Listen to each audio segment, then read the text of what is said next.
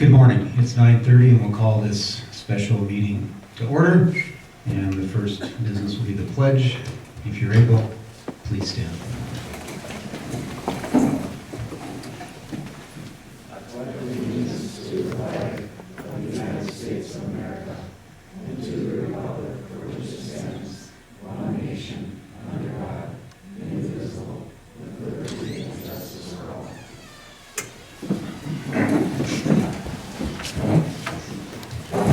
Okay, this meeting actually originated back on the 16th of this month. It's been continued a couple times till today. With that being said, I'll bring you up to speed here, but first I'll introduce the folks sitting up front. To my left is our planner, Kim Lindquist, our town attorney, Jason Hill, commission member, Corrine Yusso, member Amy Prime. I'm Vern Anderson. This is Phil White, Dick Herzog, and our clerk treasurer, deputy clerk treasurer is Vicki Snyder. So thank you all for attending here this morning. Back on the 16th, we did conduct the public hearing and we also closed that comment period. So today the commissioners will be reviewing the comprehensive plan and some changes along with the draft ordinance. So that's where we will start today. So I'm going to turn it over to Kim to go over the most recent changes in her memo, and we'll continue discussions from there. So thank you, Kim. Thank you, Chair. So a lot of the changes are reflecting the conversation we had last week regarding the settlement agreement. So the memo outlines those, but there are a few others that we found again that were in the prior memo.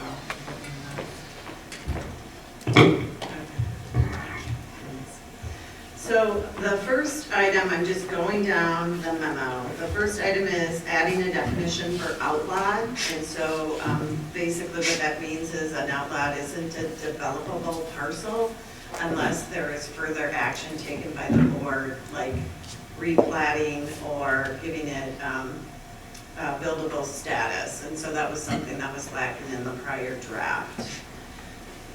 The next ones deal with, just trying to scroll here.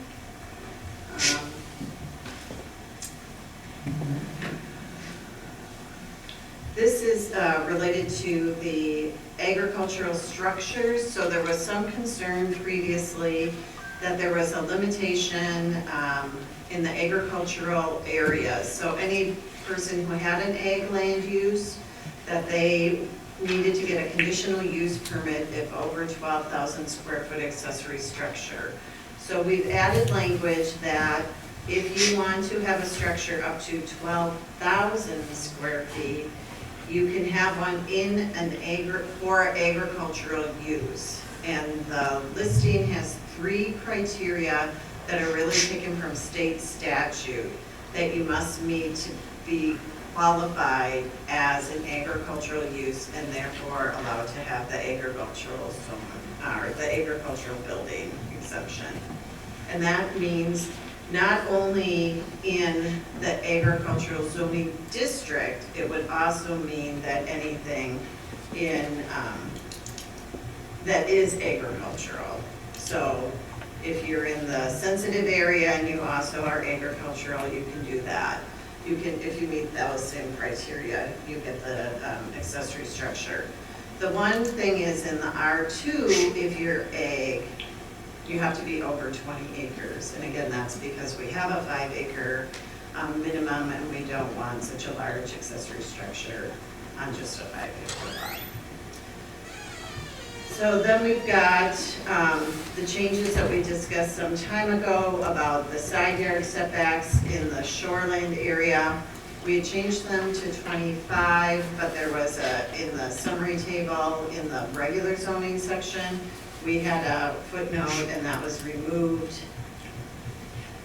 And then we've added, the next listing are things that were added in relationship to the conversation about campgrounds, multifamily uses, and manufactured homes. And so you can see in section 262, that's the permitted use section of the multifamily. We've added duplex, triplex, and quads kind of back in if they have access to public, municipal, and community sewer and water, which is what we had discussed previously. It also allows, under number 5, existing manufactured home parks and campgrounds as of the effective date of this ordinance, which have access to the public or community services. We also modified in the conditional use permit section that multifamily dwelling units, so it's of 5 or more. So before we had that inconsistency, we've added it so it's the greater number, so it doesn't conflict with the permitted uses under number 2. And then number 5, I do have a modification that the attorney had recommended, and it's just a quick one that I think we had a lot of discussion around, which is new manufactured home parks and campgrounds, or, and this is the new part, expansions to a new or additional parcel of an existing manufactured home park or campground. So again, we have the new, but now it's also the expansion to a new or additional parcel of an existing manufactured home park or campground constructed after the effective date, again, with access to the services, and that's in the conditional use. So again, the change is really related to the new or additional parcel expansion. Then we've got the permitted uses under 7.2, which just allows the existing resorts and campgrounds and other commercial recreational facilities on properties which have access to the public utilities or community services as of the effective date of this ordinance. And then similarly, the conditional use permit is for the new or expansion of existing resorts, campgrounds, and other commercial recreational facilities constructed as of the effective date to a new or additional parcel. So those were discussed last week at our prior meeting, and that's just all been put in play. Similarly, now we're walking through the sections in the shoreland area, and all these changes listed are related to the conversation we've had about campgrounds. So you'll see in 10.9 on the table, we've added new campgrounds constructed at the effective date of this ordinance. We've got existing campgrounds, we've got existing manufactured home parks constructed as the effective date of the ordinance.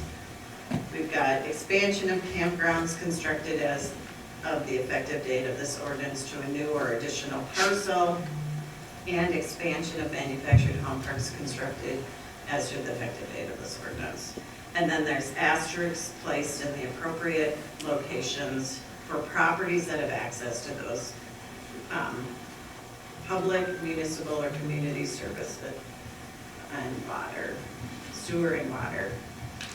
So similarly, we're in the same boat with the lake classifications for the water-oriented commercial in 11.9.5.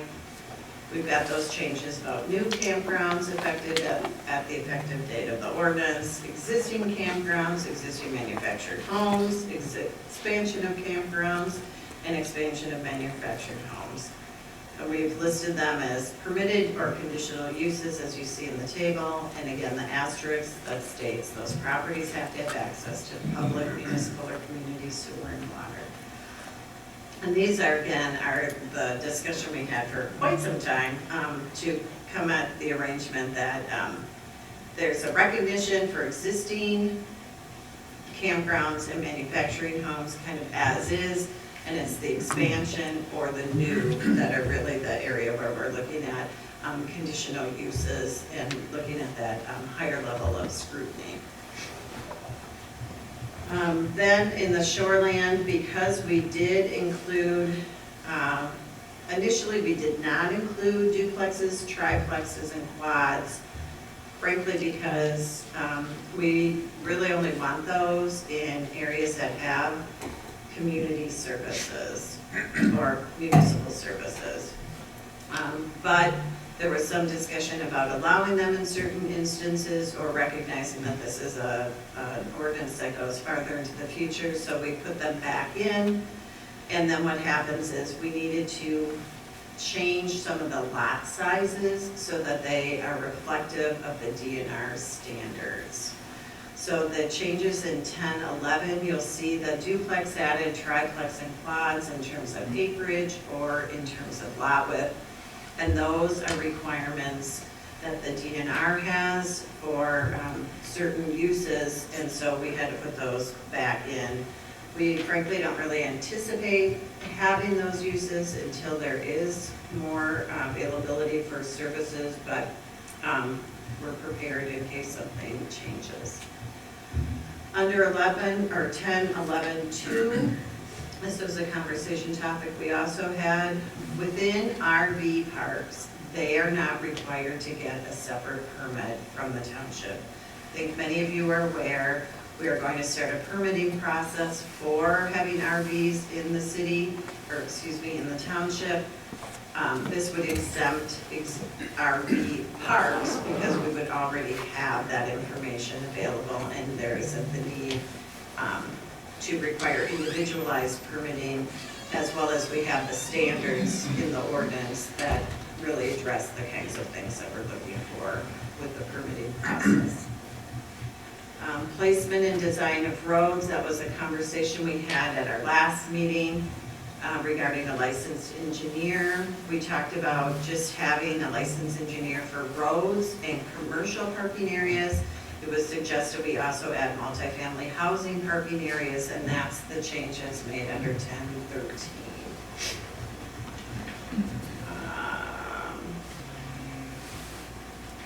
Scrolling under zoning permit exceptions, there was a request to not require zoning permits for manufactured home parks or campgrounds as of the effective date of the ordinance on properties that have the access to services.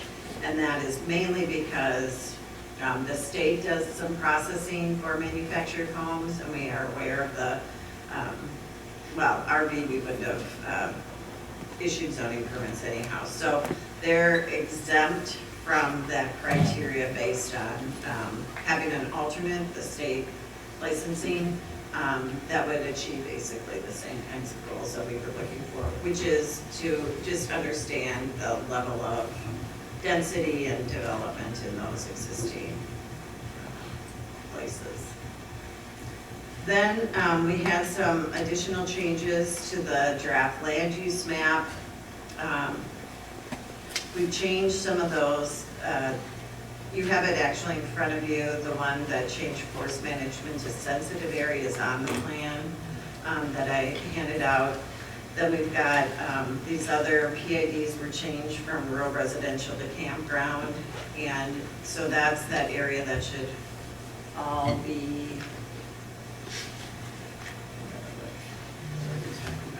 so that would be all of that pink area, and we discussed that in the last meeting that we would guide all those parcels in the future land use plan to the campground resorts and water oriented, but would not change the zoning to that standard.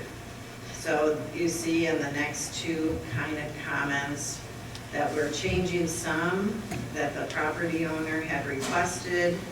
The PIDs with the ending in the 4,000 and the 3,000, we're changing those on the zoning map to commercial to reflect their proposed use. But those other parcels that weren't owned by that property owner are maintaining their existing zoning. So they would have to get rezoned should they develop as a campground or resort or something like that in the future.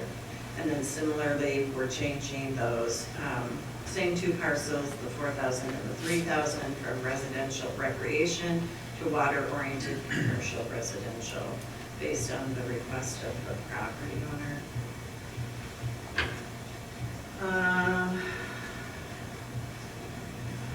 And then the last item is really a discussion point. This has come up periodically, and there were some modifications made. I think Jason can also speak to this issue, where we don't allow accessory structures in the generally smaller lot, R2, R3, or commercial zone without establishment of a principal structure, for use on the same lot unless the lot is over 40 acres. So there's been some pushback on that, I think, from the public. There's some interest in allowing accessory structures without a principal, and we just wanted to draw that to the commission's attention. So that's the latest updates that I believe, based on the email that was going back and forth with Jason Kubicek over the weekend, that accurately reflect the settlement discussion we had.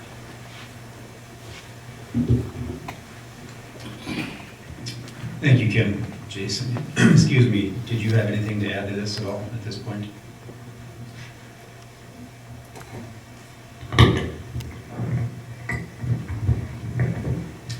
Nothing specific to add. I mean, it all tracks with what's been discussed and what we've talked about in terms of the settlement. As far as the principal, the establishment of a accessory structure on a lot that doesn't have a principal structure, that language is fairly common. I have seen a lot of times where you'll have a property owner on a lake that, and there's the road, and on the other side of the road they own property where they'll allow that structure in that situation. So I don't know if there's, thought about allowing something like that if you own the adjacent parcel. I have seen that. But it is fairly standard that if you have a parcel, you call it an accessory structure because it's accessory to a principal use. It is fairly standard language that you can't have an accessory structure if you don't have a principal use on the property. But I have seen those examples in the past where if they have an adjacent parcel that, they could have an accessory structure on that. So just to throw that out there. The only question I would have, Jason, which might be good for the commission, is if it's a separate lot of record and it's adjacent, what kind of restriction is put on there so that they don't sell the lot that has the principal use, and then you have exactly what you were trying to avoid? Well, I think at that point, it would become a non-conforming use if the property owner adjacent to it doesn't own it. Then it's a legal non-conforming use. I think it would stay there. But if somebody else buys that property, I would assume they're also going to buy the adjacent property. So yeah, I mean it's established. It's like any other kind of use. So, yeah. Okay. Commissioners, any discussion, comments on these changes at this point?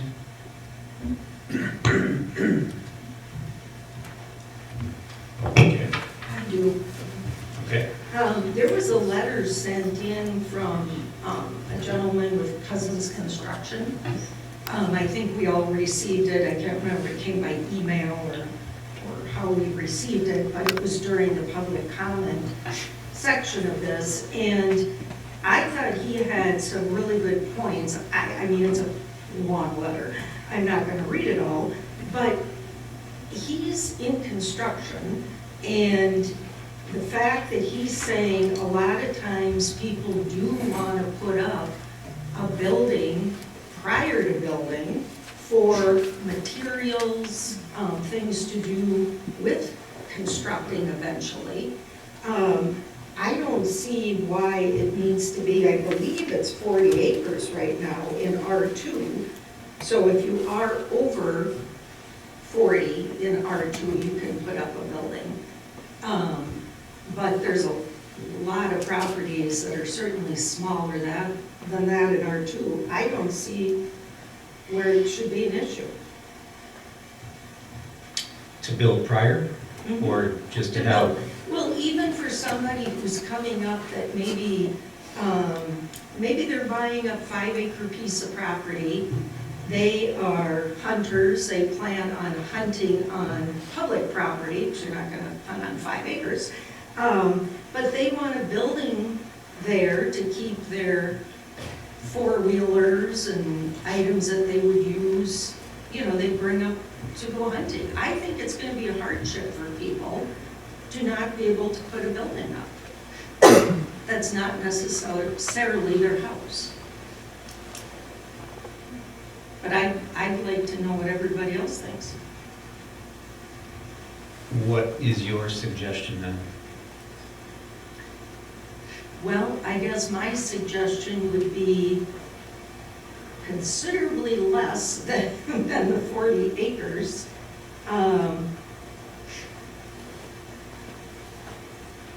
I would think anything that's allowed in R2, our lot sizes for R2.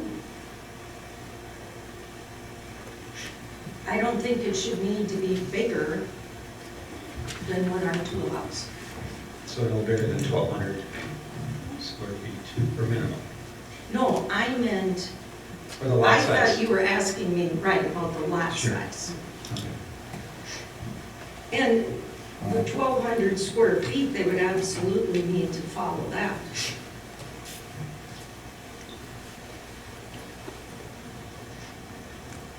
And what if it was smaller? I mean, if it's just for storage, Mhm. I mean, we don't, I guess, the whole premise is that the town wants people to invest in the property and build a building and live there, or have a cabin there and have value and tax base and those kinds of things, as well as issues associated with what really happens in those buildings. And I'm not saying this would happen, but I know Jason and I have worked at enough communities where it has happened. People end up living in them without any sewer or water. They rent them out, they run commercial endeavors out of it because they store other things. They do illegal things. I'm not saying every one of them, but it Yeah. certainly happened and is then an enforcement issue for the community. And so if the commission was interested in allowing it, why would it be something where it's significantly smaller than the 1,200? Because you're just storing a few things, a four-wheeler, two four-wheelers. I don't know. I Sure, mean, I don't know what sure. the size is, but, I mean, if the point is to really just store a couple things, then that's a lot different even than a 1,200 square foot garage. Is, I guess, my point. If we're trying to look at maybe seeing our way to something. Well, your first comment, not everybody that buys up here or currently owns can maybe afford to build right away. Right. A lot of people come up and they buy a parcel of land first, they own for a few years, they can afford to make an improvement. I mean, it is a process. Right. So, if they could build right away, they probably would, but. Right, that but is that's not why always you the want case. you want them to invest in building a living space. I mean, they can, they can tent, they can RV on the site, forever, really. That's your opinion, I've got my opinion. Yeah. My son and daughter-in-law bought a piece of property, it's not in Windemere Township, and it's 3 acres, and they did build a building, accessory building, and they have been buying cabinets and buying lumber and buying all the things to build their house. I mean, and they are using that to store in, so I mean, it does happen. What size is their building? Oh, it's probably 24 by 32, about, I would say.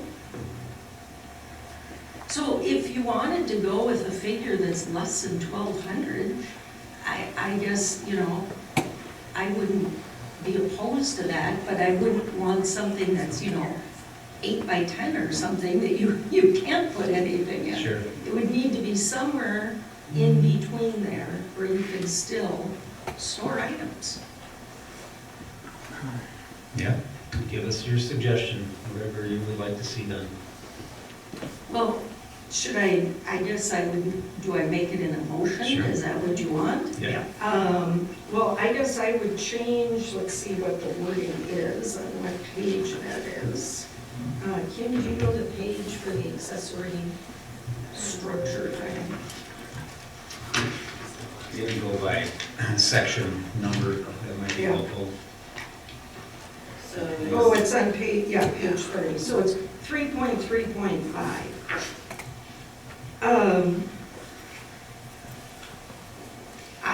I guess the motion would be to allow accessory structures in R2, R3, or C1 zoning districts.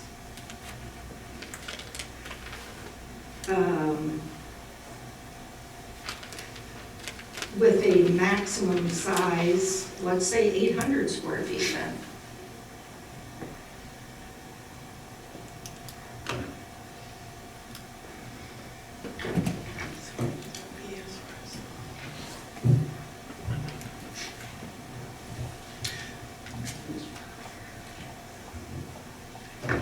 Question I have, are we tailoring this to a very small group of people? I mean, one or two or three people per year?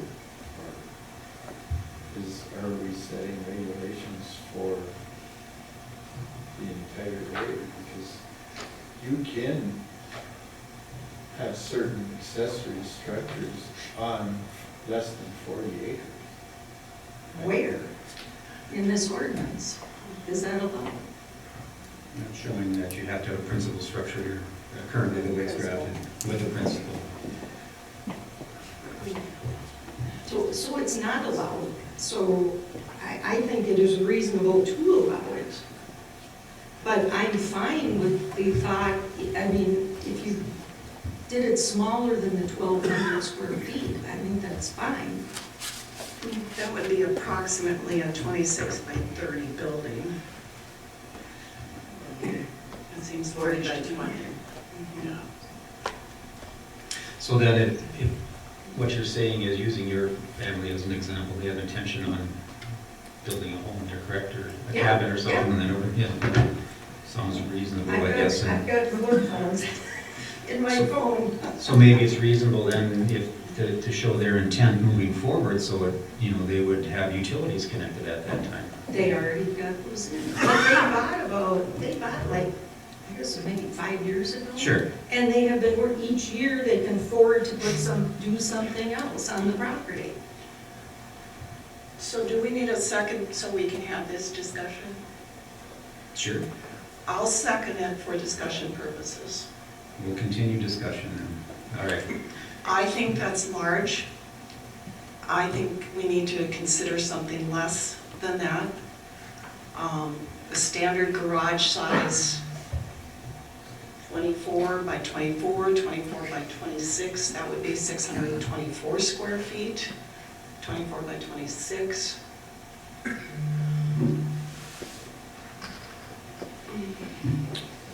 Well, continuing that, I guess, you know, looking at the aspect is the intention is to build value and build a cabin or a structure.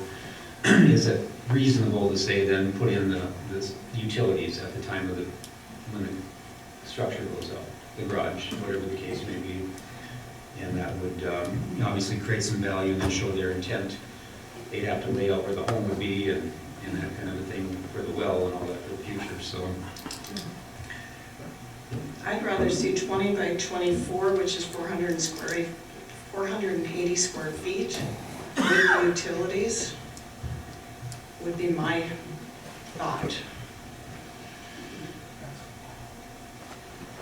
Is that an amendment? And, yes, and I agree with what you said, because if they're gonna build a long-term building, 5 years, they're gonna need sewer and water to even have an accessory structure on a different property. So They're right back to, a zoning permit. they're back to a zoning permit for that building, which Which is could be, fine. I can agree with that as long as they get a permit and hook it up to sewer and utilities. Well, they wouldn't hook up yet. I mean, they're not living in it. Well, where are they living while they're building all of this? Well, they may be coming up. They have a home that's, like 50 miles away. No, I understand that. So that you just want them to put up a shed. So, yeah, basically, Technically, yes, if you want to call it a. Yeah, because it wouldn't be Yeah. hooked to anything, No. no sewer, no No. nothing. No hookups, because we don't Yeah. want people living in Right. a garage. The goal is to store belongings, but the intent is to have utilities available at the site so that we know that they're moving toward building a principal residence there. Yeah, but that's not what we're saying. We're not saying utilities. We're Not to saying hook they up. don't need, Not to hook up into a building, but, other than maybe electric, but sewer and water cannot be hooked up into a structure like this, no. The goal is to get them to build a principal residence. I mean, I understand the goal, I'm just wondering the practicality of this goal. What would your thoughts be then, Phil? Boy, it's a tough one, because I agree with what you're saying, that when you're building, it's nice to have a next structure to store your stuff in, but do you really, how do we go about this? Just, can we put up sheds on all property? Accessory structures with no, and that's what, kind of what we were trying to limit. Because if you get a building permit, you're allowed for, you have 1 year to construct with an extension, or you can reapply. So I still think a building permit should be required, but you can keep it going for a longer period of time.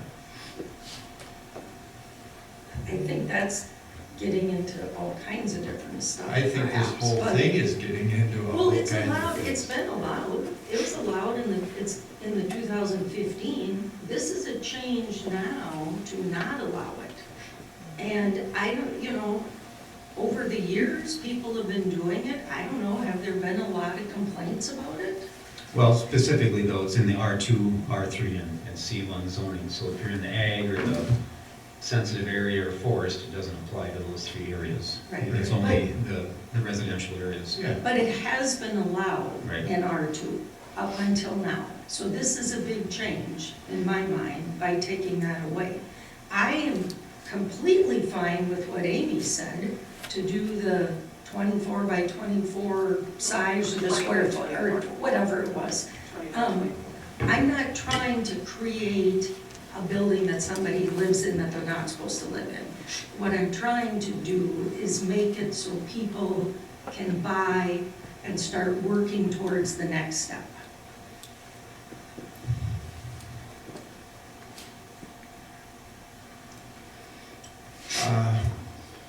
I think my only opposition to this is this gonna be a structure that's gonna be part of their long-term plan to keep it?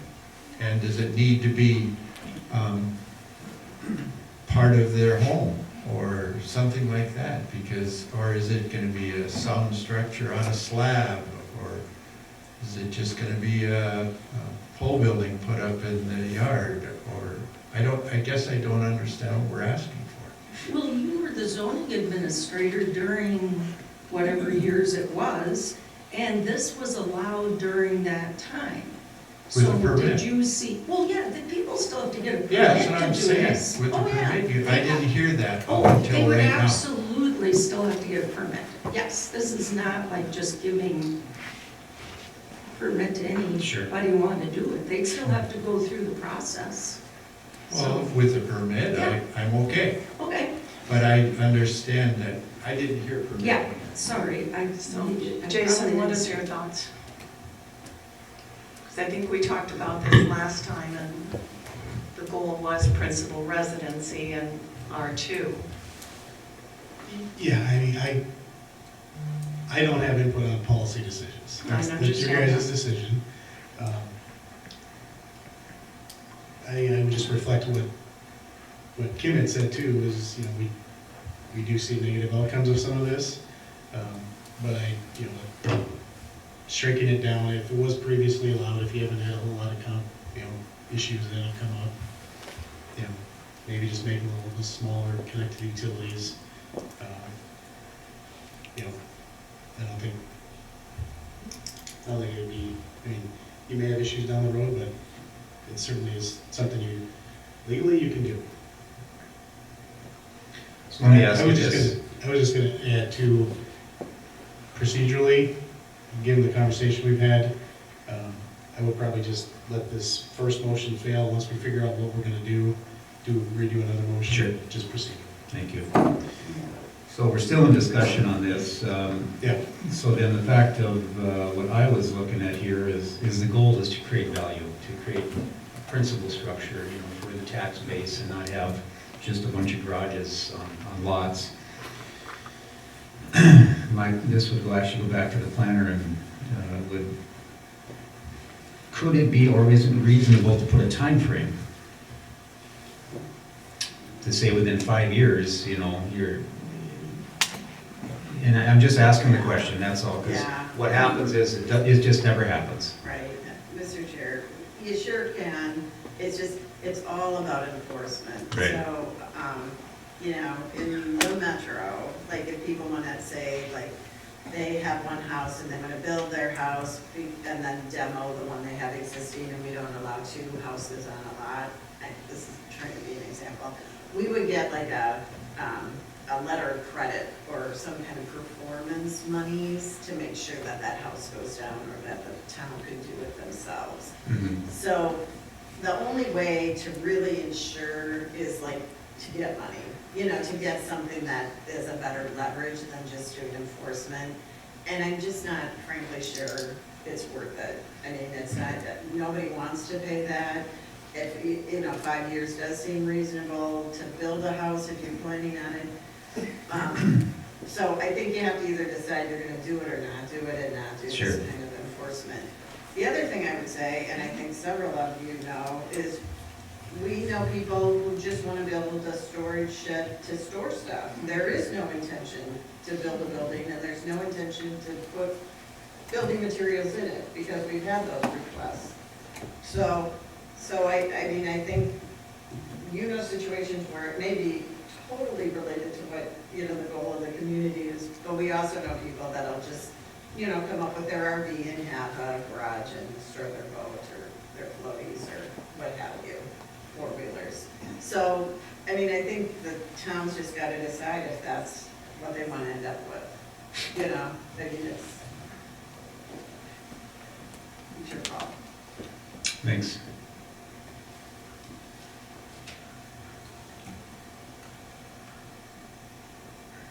Dick, do you have any opinion on this? Okay. I can see both points. I just would be concerned about a number of these small buildings in the community. Enforcement.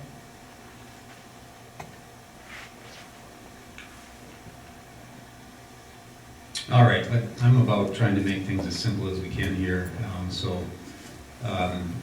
repeat your motion, please.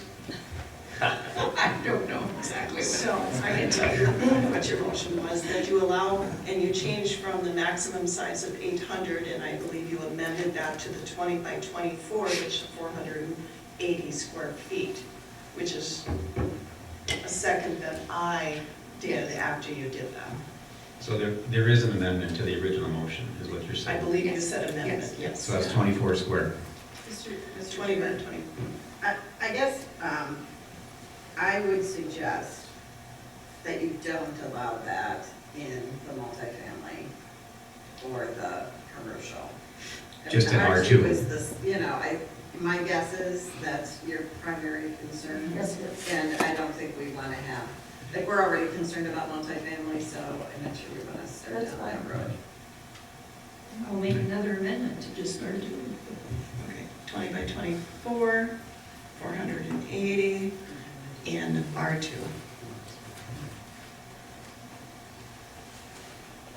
Okay, so there's an amendment, 480 square feet, only in R2. We're getting there. That's We're getting there. That's good, that's the goal, is to get there. And basically it's going to be an accessory structure size. So I guess we'd have to just, or between Kim and Jason, have correct language to reflect the, Is it B1? One. Yes. Okay, so that would be part of that as well, so, okay. One accessory structure up to 480 square feet in the R2 district only. Sounds great. Would that be correct? Okay. And what about utilities? Well, that's not part of her motion, so that was discussion. I don't know though, I don't think you would want utilities, because that's just then maybe leading to somebody staying in the property, you know what I mean? So I don't know if that would be wise. Yeah, well, the only thing is if somebody chose to have a RV on site, then they would have to have Right, utilities, so that's a right. different. Right, but I don't know if it should be, it shouldn't really be. Right, not for I this. don't think. No, I agree, it was just conversation, so, what do you guys? Okay, So I think our motion here in the R2 section is you're allowed, basically, a shed or a garage with no utilities of 480 square feet. If we're gonna do this, and it's, what's this lot size in R2? 5 acres. 5 acres.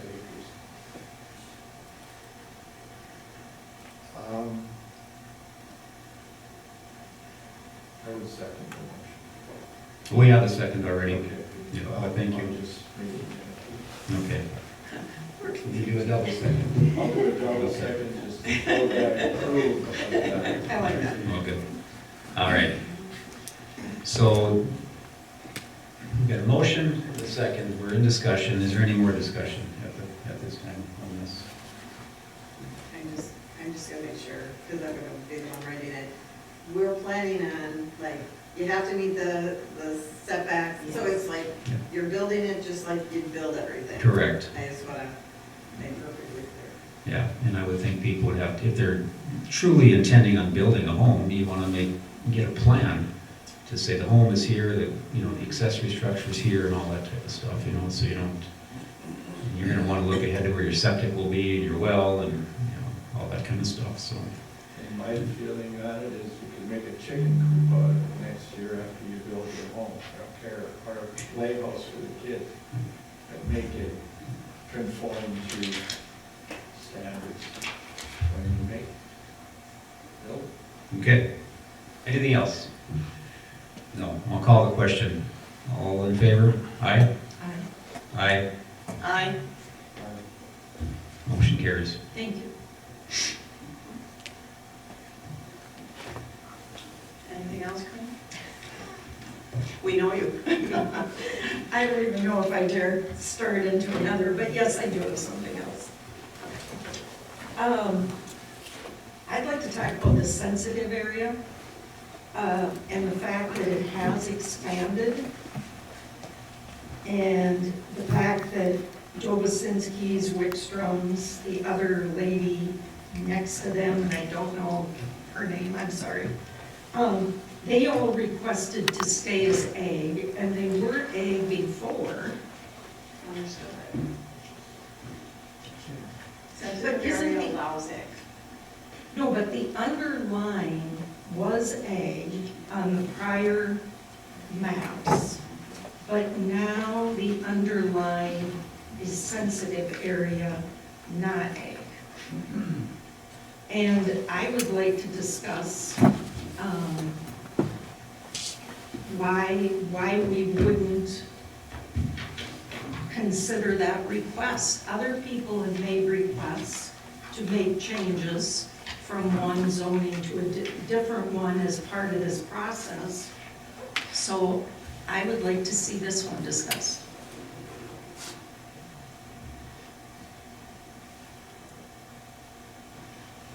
Well, I know we discussed this back on the 16th, I believe, pretty lengthy discussion about it. I don't think anything has changed other than if you're in agricultural use, now you're able to get in 12,000 square feet to the building. That's the big change for that district or whatever, so. But, Ag use is the primary use in that district, okay? So really nothing is changing other than better protection of that district through the sensitive area classification, and which is one of our points within our, comprehensive plan here to protect the area. Frankly, nobody really knows why the whole 80% of that area was special protection back in the day, and then just a few parcels were kicked out of it. So the river continues on to the west through the state land. So it just makes sense to have that added layer there for development in the future. So it boils down to development as well, in the 40-acre minimum. so I actually added it up, and it is over 3,200 acres in sensitive area. That's a lot of acres in sensitive area, would be my first comment. But what I'm curious on is why this particular piece went from agriculture to sensitive area. I think that was just discussed. To continue on for the remainder of that river, that corridor, to have an extra layer of protection with development. Still allowing the current uses across the board. So there's no more than tiny little lots down below like you see, 5 acres in the district. And so if agriculture is a principal use, and that's what people like to do, they can certainly do that. You can put up 12,000 square feet of buildings now. That wasn't allowed before. That got changed, so the corridor continues all the way to the state land, and then it veers off into the state land, the river. So based on the comprehensive plan and that's why it got changed as the only parcels that weren't allowed are in that district, so. But now in the agricultural district, in this ordinance under permitted uses, there are some additional ones that aren't in the sensitive area.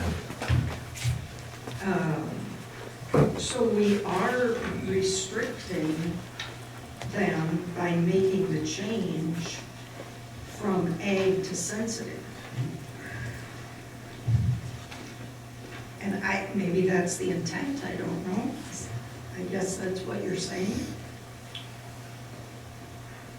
No, I said the intent was to continue on with those extra layer of protection to continue through that river corridor in the remainder of the town. So like under ag, under 4.1, they allow like seasonal greenhouses. There's forestry nursing, that isn't the other one. Home occupation. Home occupation is allowed in agricultural, but it's not allowed in the sensitive area. It just seems to me like they're being singled out, being changed from ag to sensitive. Do you know what their home occupation is right now? I don't know. Neither do I. I have no idea if they have one or not, but we're restricting it. But they would have to have a The point is, conditional. we're restricting it in this new category.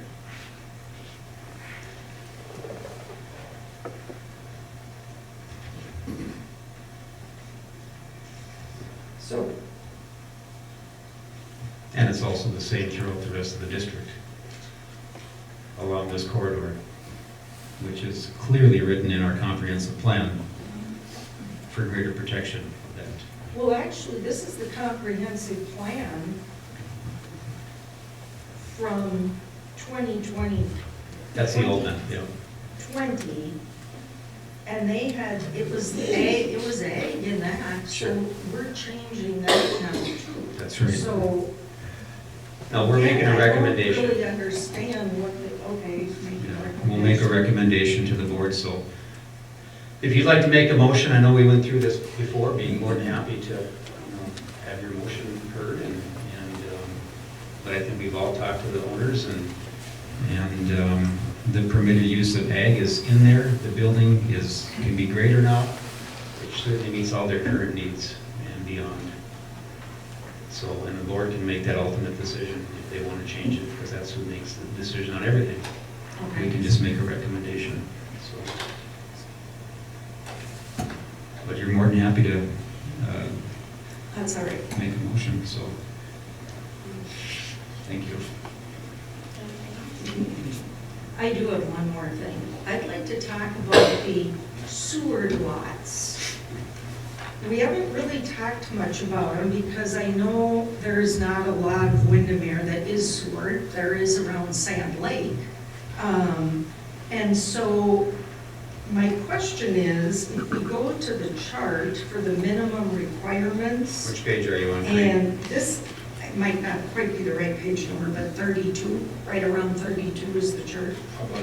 What section? 3.6. 3.6, okay. Yeah, right there. Yeah, okay. So, and this is a question. Let me just make sure I understand this. So in R2 Seward, if you were in the shoreland area, the 1,000 feet back, it's 5 acres, is that correct?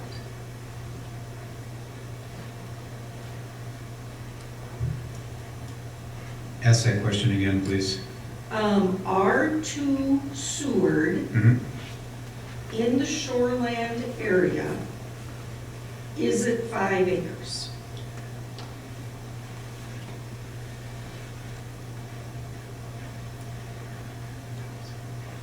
Well, I guess I gotta ask you, which draft are you looking at on your zoning? I'll have to have Kim pull up the most current. Well, what I'm,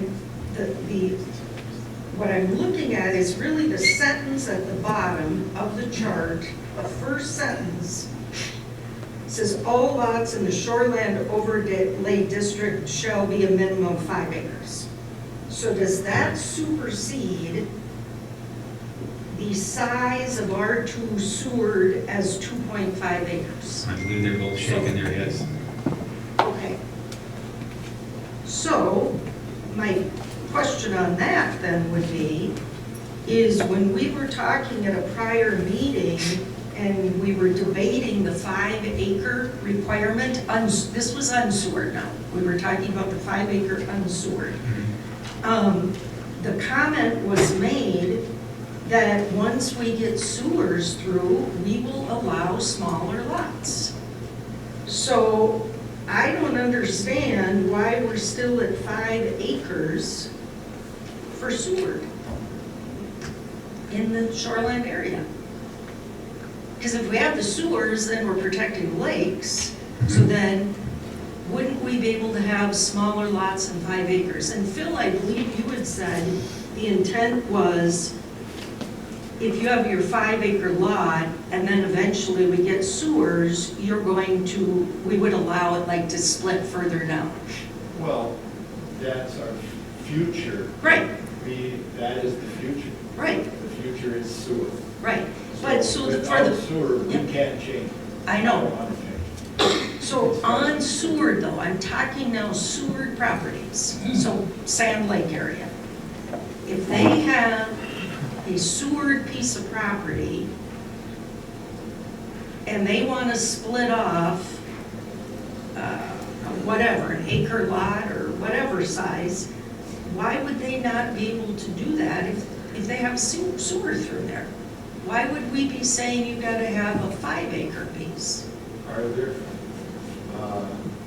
5 acre lots on Sand Lake that have sewer, city sewer? I do not know I don't either. if there are or not. So I don't know But what we are, we're the saying. ordinance we're putting together, if, it shouldn't say 5 acres. I know a parcel right where you're gonna turn into the golf course. I'm not sure if the whole thing is sewered or not, because I do not know exactly where the sewers run over there. But it's called Swanson Point.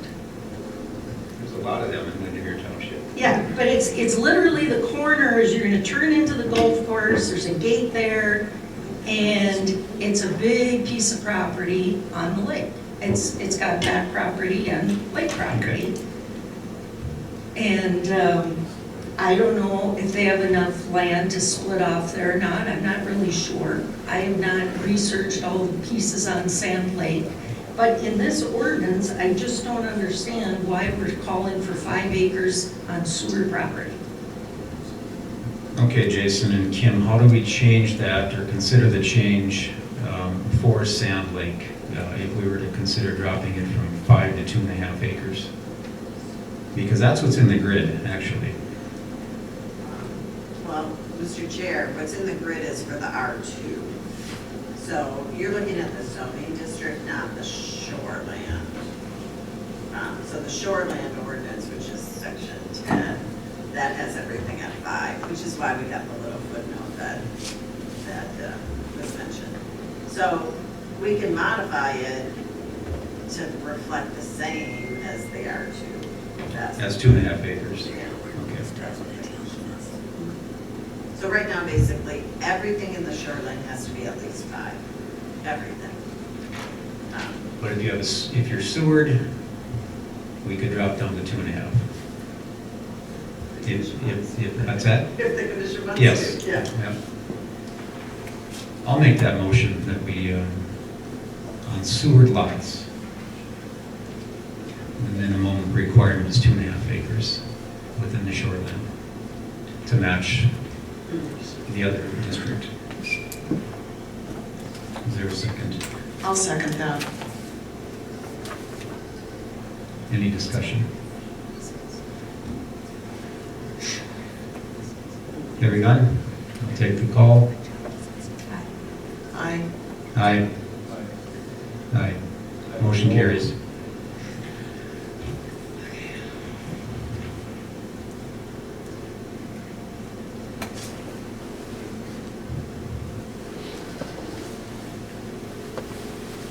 All right, anything else? Folks have? You done? I'm done, okay. I do have something. I was recently made aware by a few property owners that they would like their properties included in the sensitive area district. They currently are within the shoreland overlay. The PIDs are 3306672000, 330692,000, 330672,001, and 330690,000. These are just near Johnson Lake. They've been in their current state for decades. And they would like the highest protection in the sensitive area district. Could you further identify, just so we know which ones are?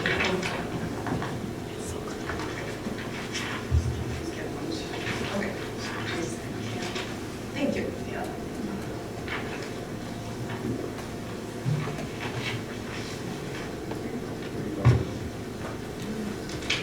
Okay, thank you. You're welcome. Sorry, I meant to hand that out. But they would like to be in the sensitive area. They wanted the highest protection. So that was a motion? I will make that motion that those 4 PIDs, and I can give you those, be placed into the sensitive area district. I'll second that motion. Any discussion? Can I just ask you a question? Yes. Just to be clear, that's in the zoning ordinance, not in the shoreland. Well, they are within the shoreland of 1,000 feet, Okay. so they do the have that protection, but they want to have the higher protection in the sensitive area. Okay, so they're zoned R2 right now. Correct. Proposed. And in the shoreland, the residential recreation district. Mhm. So you want to change both of them? Okay. Correct. Wanted to double Correct. check. Thank you.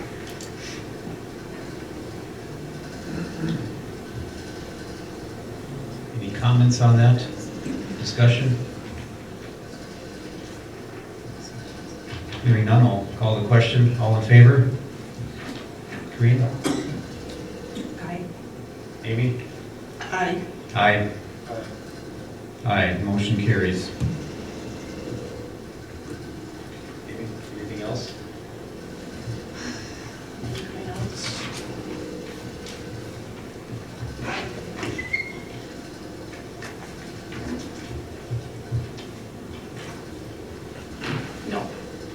That's it for me. I've got one thing here that was brought to our attention. A lot of the parcels around the lakes are in two different districts, okay? The underlying and the overlying district, and so the ask was for some more clarification, and I'm not sure if and how we can get to that point, meaning if you're doing a land split and you have, let's just use 40 acres, and you're close to 50% in one district and 50 in the other, which rules? Who makes that, and how do you make that determination? And that's what I'd like to talk about here this morning. And I want to hear what the planner would have to say on this, and then we can have our discussion after that and see if it leads to something.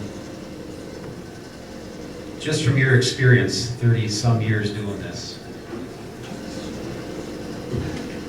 Mr. Chair, I would say, so there's two issues. I'm going to start with the easy one, which isn't what you asked. But if I have a parcel that's in both zoning districts, if I'm in the shoreline and I'm building, I meet the shoreline standards. If I'm outside of the shoreline, I don't meet the shoreline, I meet the underlying zoning. So if I'm building a house in the shoreline and an accessory structure outside of the shoreline, I'm actually looking at two different standards. Similarly, if I'm subdividing, it's where the land lies is the criteria that you're reviewing. Now, if you're in both, I think, and I had a brief conversation about this, I think it's a little bit up to the board. I know that there's an interest in having a very set number, but the board may say, 60% of the land is in the shoreland, but a third of that is unbuildable because it's wetland, and they might feel a little differently about that criteria then because that's not where you're building.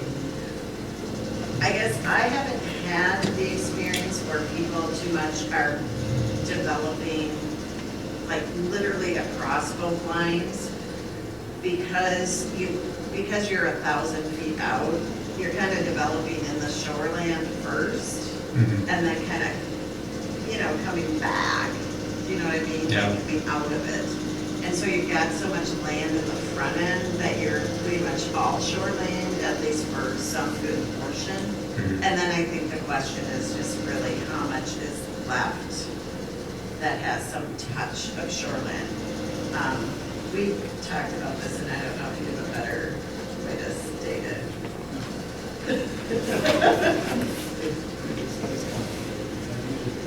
Yeah. So I'm a little hesitant, and I know this was requested, I'm a little hesitant to be like, if it's 51%, it's automatically this other ordinance. I think for the most part, that probably is correct.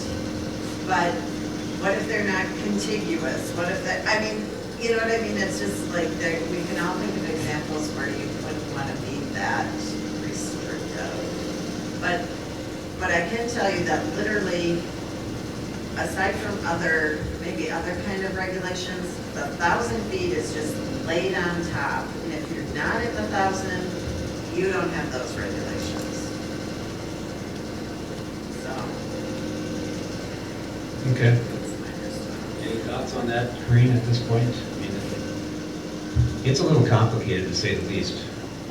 Well, I haven't really been thinking about this prior to this, but I guess I would envision it just following the lines of, the lake The shore districts. setback, yeah.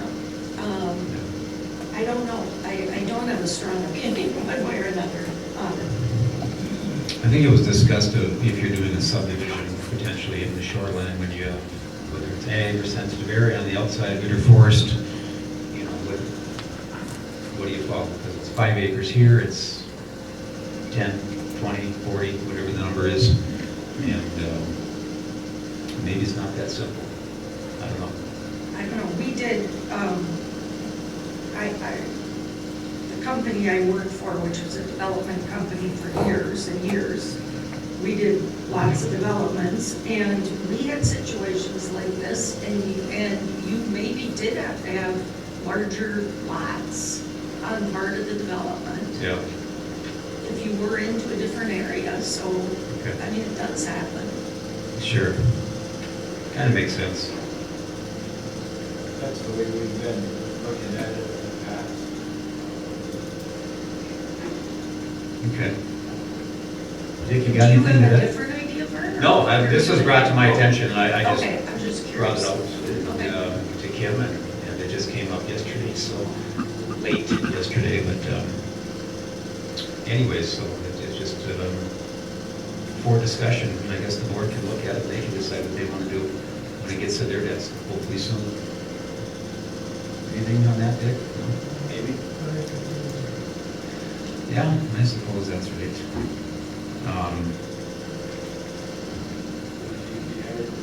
Sure. Anything else to add to the conversation? Bill, Dick, I know we've gone around the room here on everything. You folks have anything at this point? All right, I got a little something to read off here, and so bear with me for a moment, and we'll see how this goes. But after months of review, the Planning Commission is here to recommend this draft comprehensive plan and zoning ordinance of the town board. Our studies cover topics like zoning, lakes, septic system, lot sizes, and water quality. Here are some of the references that have been used.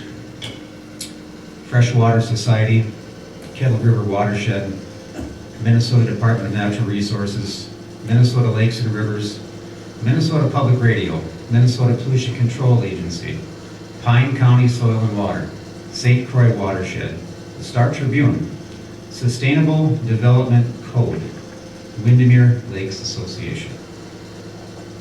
Based on the current studies, there are several reasons why larger lots and lower density are appropriate for our township, and here are just a few. Traditional shoreland protection methods are inadequate.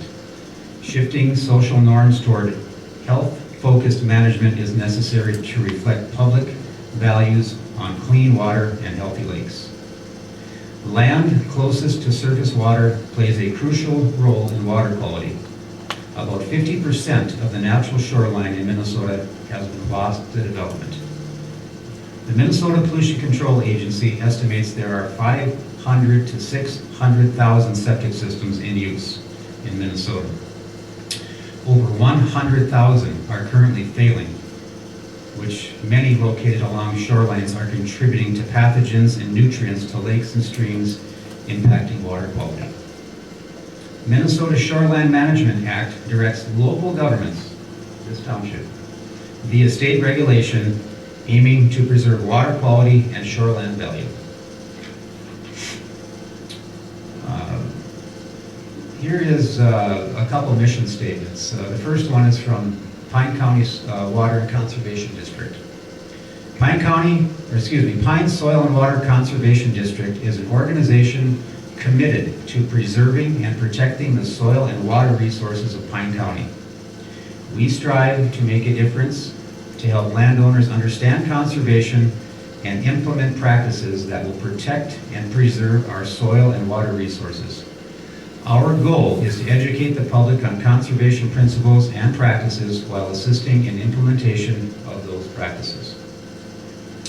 Now here is the mission statement from the Windemere Township Lakes Association. The Windemere Township Lakes Association is organized to protect and improve the quality of the lakes, the values of the property, and the natural recreation facilities of Windemere Township in Pine County, Minnesota. Some of the specific matters of concern of this organization are water, noise, land and air pollution, and ecology, as it pertains to the natural resources and health of the residents of Windemere Township. We encourage ongoing collaboration between the Conservation District, the Lake Association, and the town to protect our lakes and land for future generations. Here's a letter that we received recently that was asked to be read here today. First things first, speaking, labeling, or any way of identifying private sewer systems that are not working properly is undesirable around here. Not even the state legislature wants to touch the subject. It's generally not discussable, and the reasons are undiscussable. The DNR is cautious on the subject. The county enforcement is ineffective primarily because laws don't allow it. Credit the point of sale inspection rules. No sale, no inspection. Restricting small shoreland lots remains an effective way to promote public sewer funding. Deferring construction of private sewer systems on newly developed small lots until a municipal system available is a way of avoiding the time bomb of private systems. If even a portion of the funds spent on disputes over small lots were directed towards municipal sewer planning and funding, we'd be much closer to finding a solution. Many, if not most, of the claims the developers make are intended to gin up opposition to the proposed ordinance. The claims are either mostly false or totally misleading. Truth be known, fewer than 6 or 7 out of 1,250 electors, most developers are not electors, would benefit from continuing to develop small lots. The most egregious issue is the claimed fear-inducing non-conforming claim. The non-conforming event predates current planning and the current proposed ordinance by 11 years. Specifically blame the 2015 ordinance. While we all can celebrate the consistency of late clarity in the past decade, it makes no sense to drive into the future while looking in the rearview mirror. The Planning Commission, past and present, can claim understanding of clear cause and effect. 300 more small lots with private systems inside tight setbacks is ill-advised. The biggest issue affecting this decision is timing. This restrictive ordinance is 40 years too late. Plain and simple science. Small lots on sensitive lakeshore is an enemy of the environment. While it's good to appreciate what we have, wanting more is not the right answer at this time. That's written by a longtime Windemere landowner and resident. Mr. Chair, can you give us the offer, please?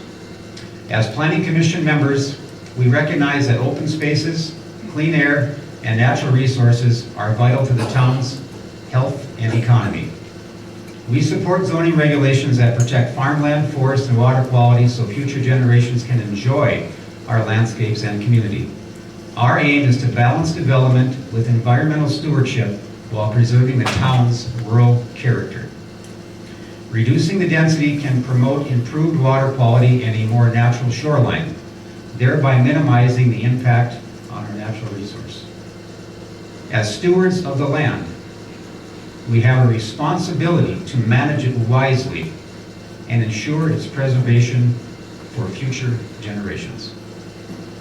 With that being said, I move to recommend the draft comprehensive plan, draft zoning ordinance, and maps as discussed today with amendments to the town board for consideration. Is there a second? I'll second. Discussion, please.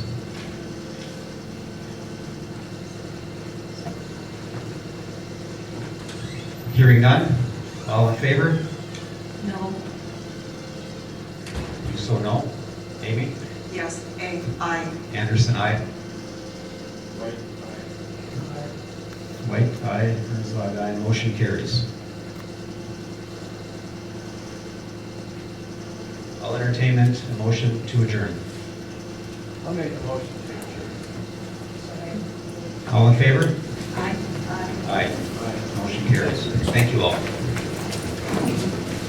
There was no public forum, but you just read Sharon's statement from an anonymous person. So what is a public forum? You were quick to jump to cannabis? But you don't think that I have been has been the last 3 years, which is allowed, but they're not allowed. Well, now you can take it to court. Okay, it's out of our hands.